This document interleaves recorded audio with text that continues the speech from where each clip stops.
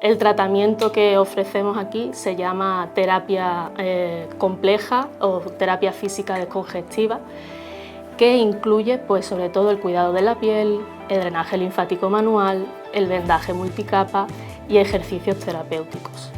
El drenaje linfático manual, las manipulaciones son suaves, presiones muy suaves y lentas y sin fricción. Y esto es para evitar el colapso de los vasos linfáticos. El objetivo principal de esta técnica, ¿vale? De esta terapia, pues sobre todo es minimizar los factores de riesgo de la progresión del linfedema, mejorar pues, la movilidad, ¿no? De esa zona afectada y también pues, minimizar y controlar síntomas, ¿no? Como por ejemplo el dolor o también a veces pues, esa sensación de pesadez, de tirantez, bueno, esas molestias que hay habitualmente. Vaig anar al ginecòleg, em feia mal un pit i diuen que no fa mal, aquestes coses a mi em feia mal, i bueno, ja tenia uns tumors importants.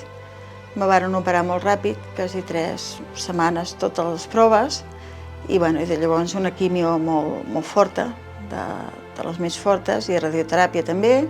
Quan estava fent la radioteràpia, ja abans de començar, ja els meus fills ja sabien d'Oncolliga, perquè un d'ells fa l'Oncotrail, i em va dir de seguida truca a Oncolliga que t'ajudaran, perquè tenia el braç una mica inflamat i bueno, ara vinguent cada X setmanes, 2 o 3 setmanes, doncs bueno, el tinc perfecte, no em fa mal i vaig molt bé.